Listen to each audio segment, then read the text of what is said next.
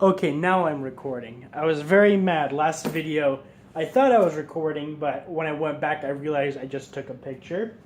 So today I'm talking about range bags and how to prepare for your first time shooting, what to bring, great tools to have, and a lot of times can actually help you make friends if you keep all the required stuff with you. And you know, of course, this isn't like required, but it helps out and it can save a day.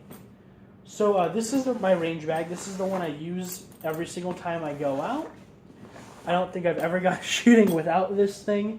I always use ammo cans when I go out with more than like 2 guns to keep tools in. Ammo cans, you could get them very cheap. You could get them at gun shows used for as low as like $3, $4.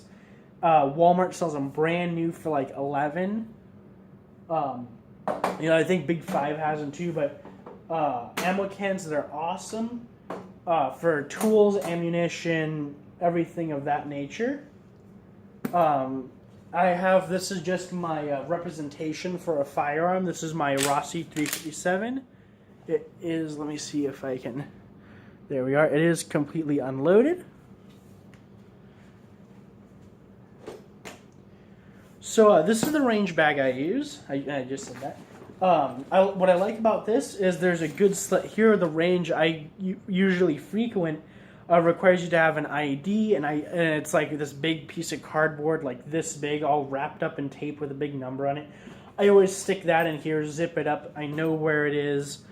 That way I won't lose it. So when they come to make sure I have my ID and I didn't like sneak in through the side, it can be like, oh yeah, it's right here in my bag. Pull it out, show them. Also great for keeping your wallet, your phone, if you don't want to keep those on you when you shoot. If you're going to one of those training courses or stuff like, or not training courses, but like where you do like the tactical shooting or 3-gun, and if you fall, you don't want to crack your phone or lose your wallet, throw them in here, zip them up, lock them, always know they're safe.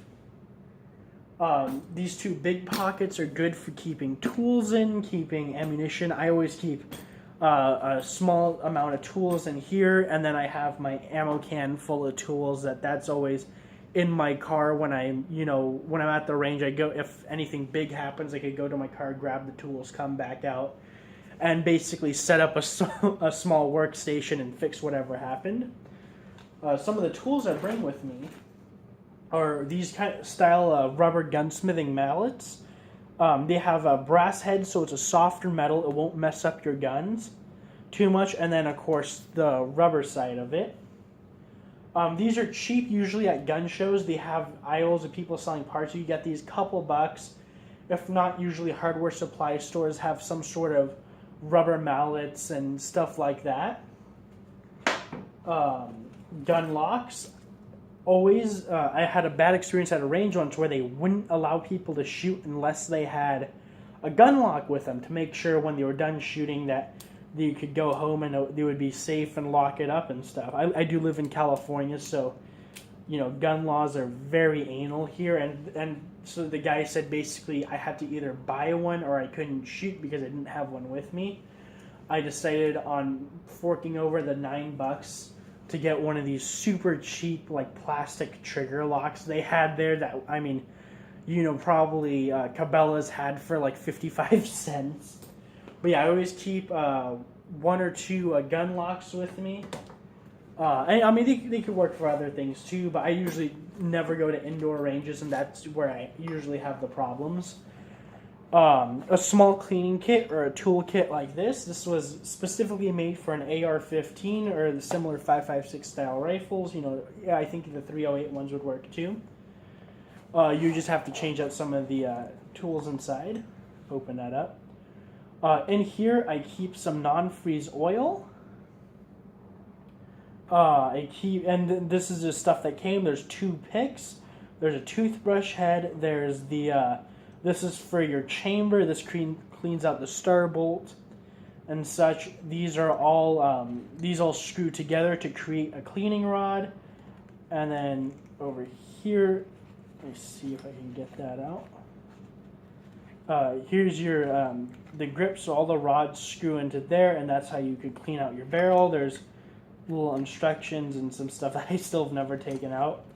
I also threw in this, so I keep 2 extra. This is for my revolvers, and this is for my rifle, 357 and 45. Also a chamber flag. Chamber flag's great to have. They make your range safety officer know your rifle is clear, as long as there's no magazine or a tube like this. I can always, go stick it in, and when my range safety officer walks by, he knows this gun does not have a bullet in there, and it just fell out. For the lever action, I actually have a separate one that's bright orange, and it's just like a big rubber, kind of like pipe cleaner looking thing. Toolkit's great to have, save a range day. What next? Oils. I always keep Hopper's 9 because I'm a black powder guy. But this gun cleaner, it works on everything. Burnt powder, dirt, debris, this stuff, you put it on and use, a toothbrush or stuff like that to rub it off. I need to go get a couple more bottles of this. But, Hopper's 9, DW40, if you're not shooting out in, the dry desert where all that stuff's going to cling to your rifle. Next we have, grab the other one. Always, I never leave without a flathead and a Phillips screwdriver. These, someone else's gun could go down, a spring pop out, something like that. You need to remove a stock. These 2 tools are pretty universal. In my big kit, I have smaller and larger flatheads. I have, just a drill bit box, and then one screwdriver that, all the drill bits change out. These 2 tools are always good to keep. And then toothbrush, pretty self-explanatory. Center. Okay, one thing I just represent with some AK mags. If you're ever going shooting with a mag-fed rifle, always make sure you have the correct magazines. Don't bring a AR-10 out with AR-15 magazines, vice versa. Stuff like that. It can ruin a day or make you have to go spend more of your money buying new magazines just to shoot. That's actually why I have this Magpul one. Is one day I brought out, I didn't realize I just have little black Velcro pouches with all my magazines in them. I brought out a bunch of AR-15 magazines when I meant to bring AK, so I just went and I paid $13 for one of these Magpul ones. So I went out and bought that, and so now I always make sure I have, a little collection of magazines with me to make sure I don't have to go spend money I don't want to spend on getting new stuff. Hearing protection. These are, let me see if I can get these in focus. These hearing plugs, they're custom made, custom fit. So they only fit my ears, but they create just a perfect seal inside. My dad has them, my grandpa has them, I have them. My mom has them for travel. These things, lifesavers. They create complete seals. You don't have the problem with traditional shooting ears with your rifle stock breaking your seal and then having noise blast you.